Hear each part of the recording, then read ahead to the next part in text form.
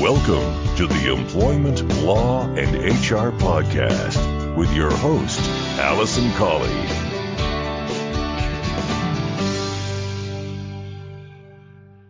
Hello and welcome to this episode 183 of the Employment Law and HR Podcast. I'm your host, Alison Colley. I'm an employment solicitor and HR specialist, and I run the firm Real Employment Law Advice, where we provide advice and assistance to both employers and employees on all aspects of employment law. Now, in this episode of the podcast, I'm really excited to bring you an interview that I did recently with Nicola Green. Nicola is a menopause championing menopause in the workplace. Her passion is to empower people with knowledge, support and understanding on menopause. And in this episode, she brings some great practical tips for employers to consider and introduce in the workplace. So without further ado, I'm going to get into this week's featured content.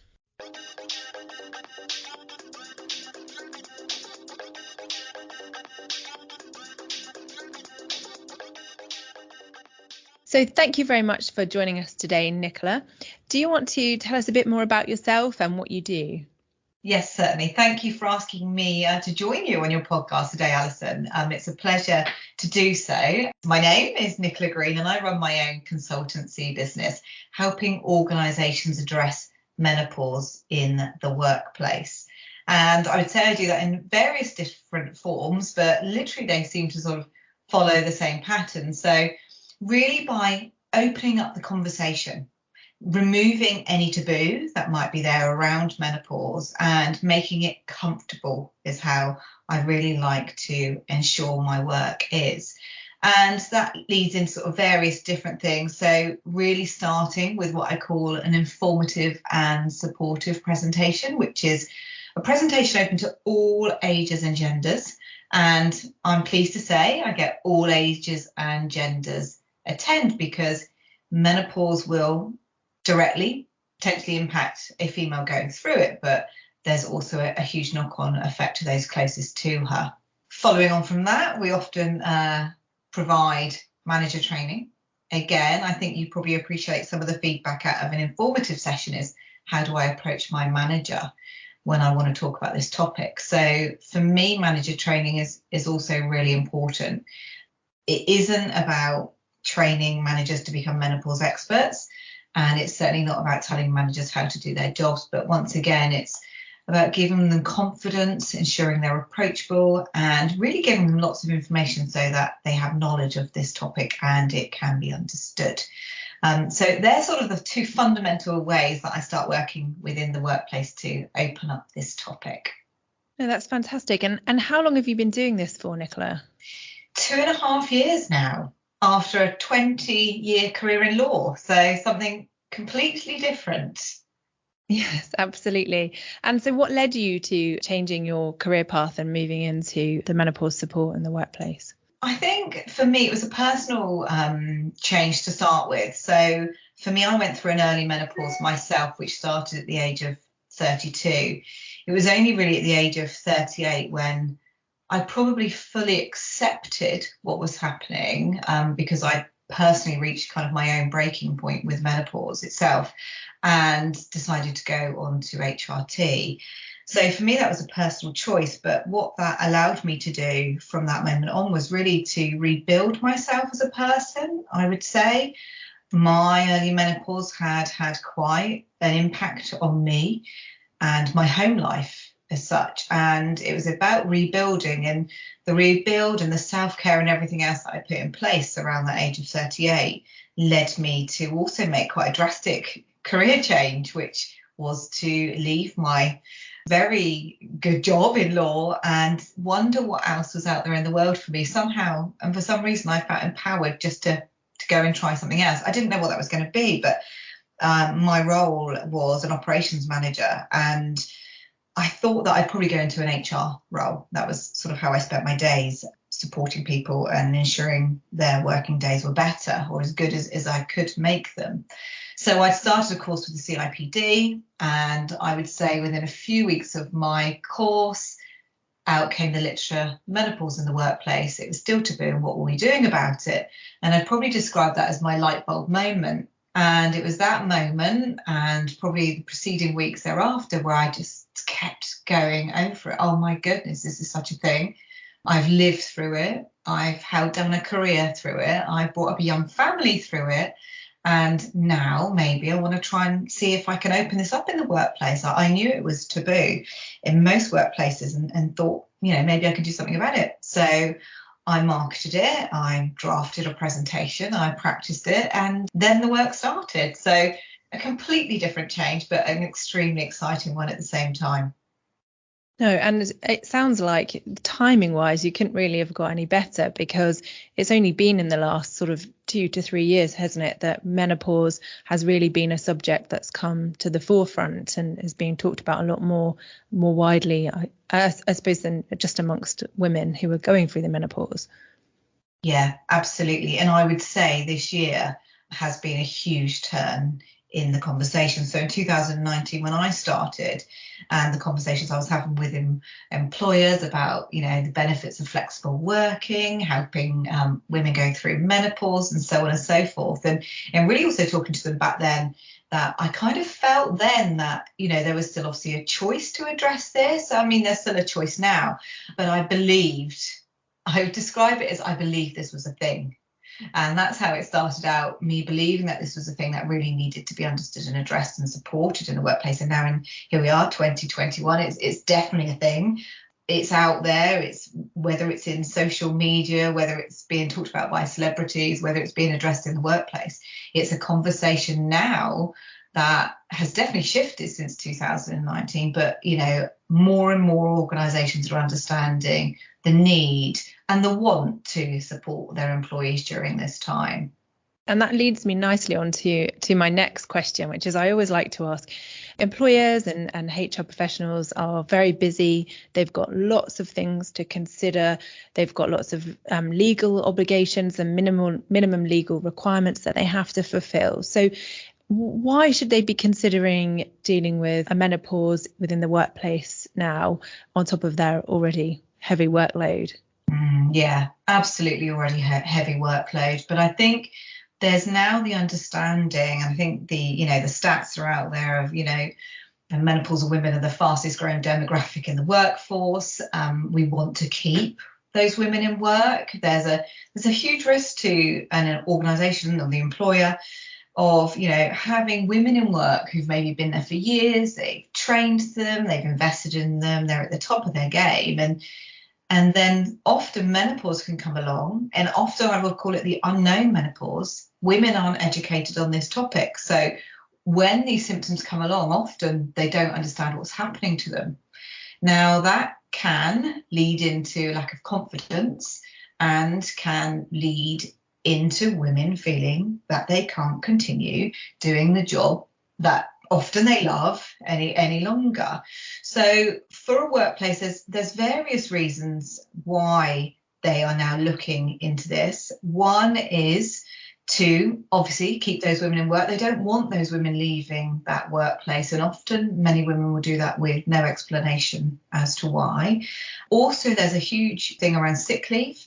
There's definitely, again, an unknown sickness record within organisations of the sick days taken for women. Now, some women would not phone in sick and explain why, particularly if they were suffering, maybe from a horrendous period or something like that, through fear of being judged. So not only is there a staff turnover cost to an organisation, there is also a sickness leave cost to an organisation. And I always like to add in also the misdiagnosis cost. So as I mentioned earlier, we weren't educated on this topic. I always say in my presentations, at school I was educated on puberty and reproduction, and when I had children I had a midwife and health visitor to guide me through, but when this came along there wasn't anything. So it's also a cost of misdiagnosis, women who are sometimes signed off work with anxiety and depression when actually it's relating to menopause, but we're not educated, so we don't understand what there is. So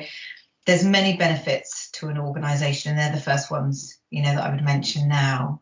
Addressing menopause in the workplace can help alleviate some of those. No, absolutely. And of course, there is always, as we were saying earlier, the legal risk potentially of not addressing these issues in the appropriate way. But I think that would be behind everything else that you've just said. So in terms of the sort of practical things, what's the first step for a business or organisation who's thinking, well, actually, this is something we want to address and we do want to look into it? What are the first steps would you advise someone to take? Well, the first steps I always advise them to take is kind of what I call that door opener to make it comfortable to start with. Some organisations will come to me and say, we're just writing our policy and we want to speak to you about how you can support us. Now, for me, I would say the policy comes at the end of opening this up. So we open it up, we put it out there to everybody, and we start to make the conversation comfortable. That's sort of the first step I tend to take. The follow-on step to that is training managers. Then you've kind of covered as many of the workforce as you can. What we can then do from there is then start talking about policies and procedures and any practical adjustments, because what you'll find is from the feedback and even the knowledge share within those talks, that organisation will start to learn what will support its own employees. So policies need to be bespoke to that organisation, and whether there needs to be risk assessments as well, they can always come into play thereafter. And what I always do with organisations as well is, offer additional support groups. So I also run, knowledge share groups. And these are really just for those women going through it. So we've opened up to everybody, we've trained managers, and now we're going to continue supporting those who are going through it in various different ways, but predominantly also with, as I say, these sort of support group, knowledge share groups, or even one-to-one sessions as well, just to give people the opportunity often to offload. I would say that can make a huge difference, because often during this time there's so much going on, we struggle to digest it all, and often the opportunity even to follow on with these supportive measures is a great opportunity for many. Yeah, I think that's fantastic advice, because all too often people do, even if they go through the process of the consultation and training and discussion before implementing a policy, they then implement the policy and that's it. It sort of sits somewhere on a hard drive or in a drawer, and nobody really looks at it again. So yes, I think to meaningfully introduce something, you need to then follow it up on an ongoing basis. So what is some of the best practice things you've seen going on? Because I'm sure there are lots of organisations now who are really on top of this. What's sort of some of the best things you're seeing in practice? Yeah, I'm seeing lots of new things in practice, which is great to see. One thing I'll always ask each organisation is, do you have mental health first aiders? I always believe, that's a great asset there. Obviously, organisations often have employee assistance programme, and they all have their own individual things, but different things I've seen, I've got, various wellbeing initiatives going on, which would support anyone as well who are perimenopausal and so on. So whether there be mindfulness sessions, whether there be wellbeing sessions, those are things that I'm seeing implemented now. I'm also seeing organisations providing some form of coaching, emotional support for individual employees as well, which has been a great thing to see, where this is like a sort of a 12-month rolling system where they can take time, and the organisation, a certain amount of money is given to enable them to go and have some sort of emotional support. So when I'm talking within my presentations, for me, a really simple thing would have been to go and have some reflexology or something like that, which that would be included within this sort of remit, which would just be about time for yourself and time to relax. So there's little things coming in like that with regard to wellbeing. But as I say, general ongoing support in all different formats. Some will have you time, where they're also allowing their staff to have flexible working, but around the you time. So maybe that might be you want to, join an exercise class, which doesn't always fit in with the working day, or again, you want to go and have some headspace. I'm always recommending that everyone has sort of a wellbeing room a rest room, which is separate to, necessarily a staff room and so on. So there's also time to kind of breathe, I would say, take a moment. And then, be able to feel that you can sort of continue with your working day as well. So there's various things that the workplace are starting to put on, which is really positive to see.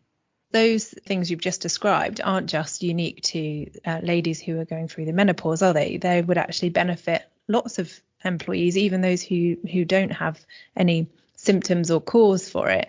Can actually just help with your basic mental health and well-being, can't it? Yeah, absolutely. And funny you should say that, because also the thing I find that comes out of the presentations, and they're again not for women who are just going through it.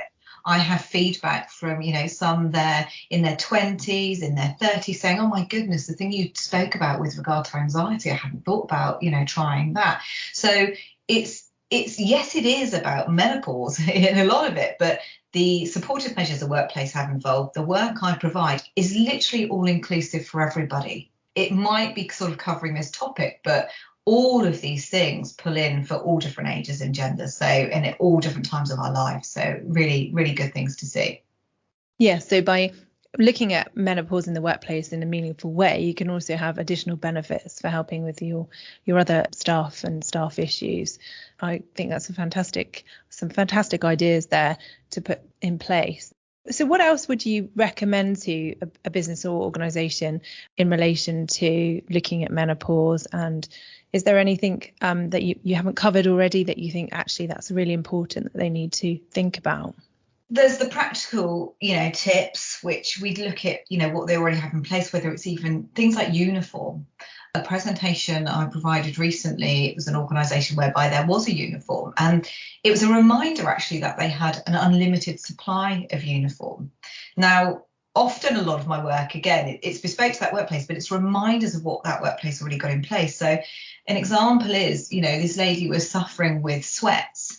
During the day, she only had 2 sets of uniform, and she said, oh my goodness, I didn't realise we had an unlimited supply. I'm definitely going to get myself some more, because she was spending her time washing, drying, re-wearing, and so on. So sort of really little things like that can make a huge difference. And probably the biggest change I see, and it's really only a small one, is one that I always recommend, which is what I call an emergency supply of sanitary products in workplace toilets.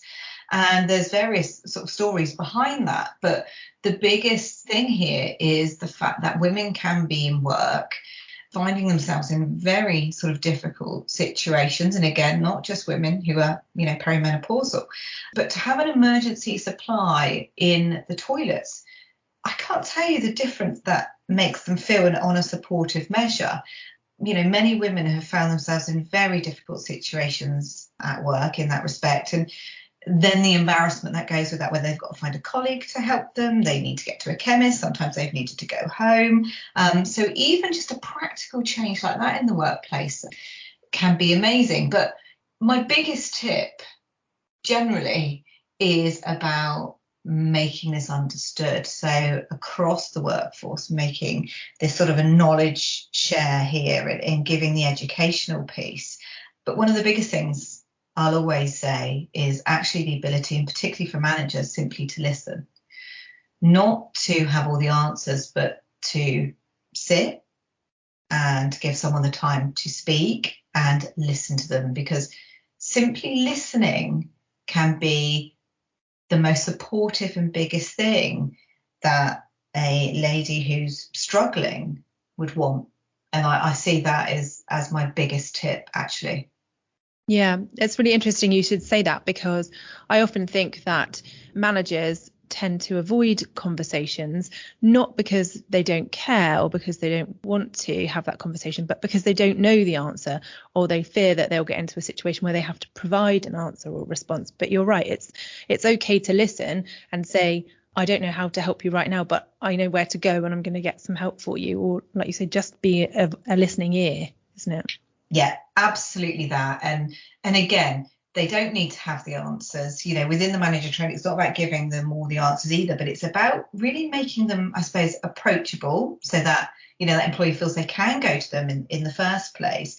And then simply, as we say, to listen. They can signpost later once they've worked out maybe where they need to even signpost. But that first opportunity to be listened to in a non-judgmental way can just absolutely lift this weight off of that employee's shoulders, and you'll see the difference immediately.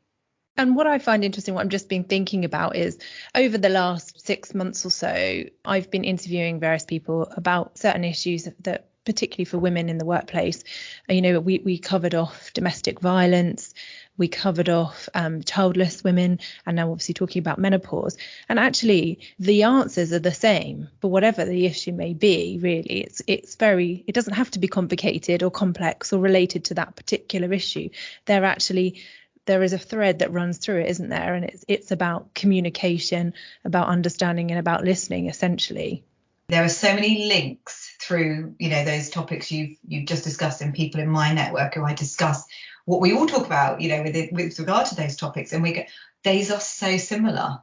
It's simple. I say these aren't difficult things, really. It's just simple things that provide support. These individuals aren't asking really for anything much. They're just asking to be understood in a non-judgmental way and supported.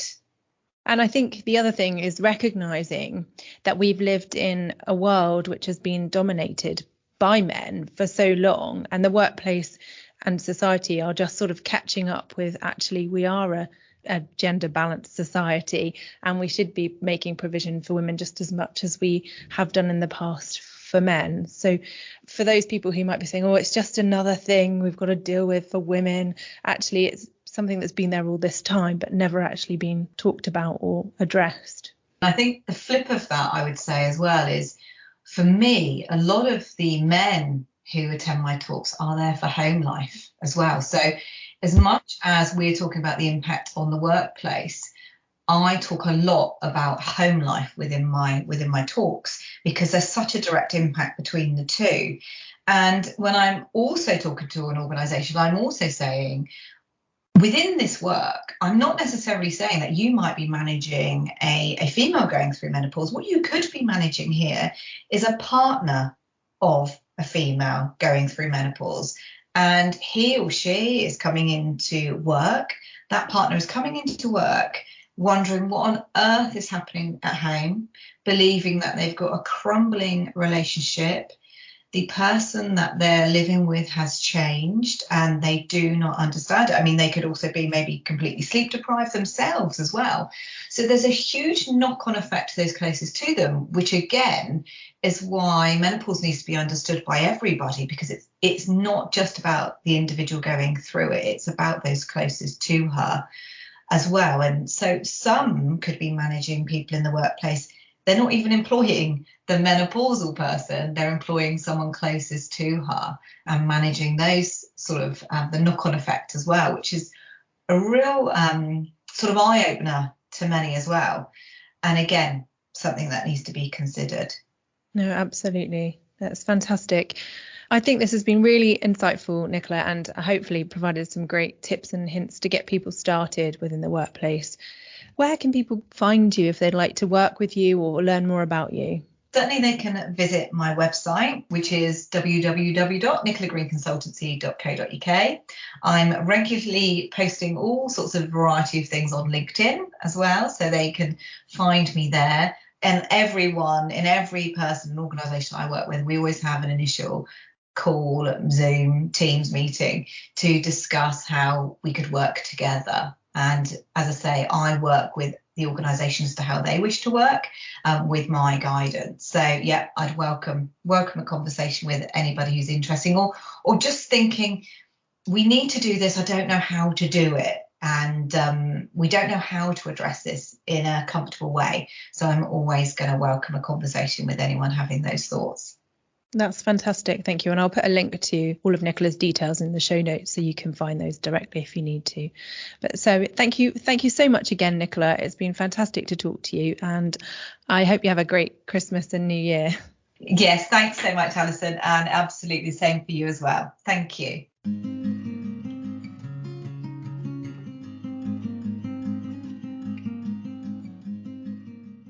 Now, I'm sure you will agree that that was a fantastic episode highlighting the issues around menopause in the workplace and some of the simple steps that employers can take to deal with menopause and providing a supportive environment for all members of staff.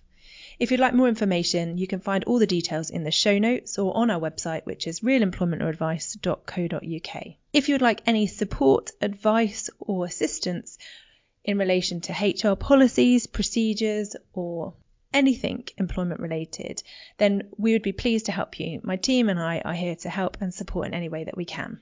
Thanks again for listening. Just want to finalise by saying I wouldn't be a lawyer unless I had a legal disclaimer. So I must just say to you that the information in this podcast is for information only. It's general review and a general update. It's always necessary to get specific legal advice about your circumstances. So please don't rely on anything that you've heard in this podcast. But please do feel free to contact me if you'd like further information or specific advice.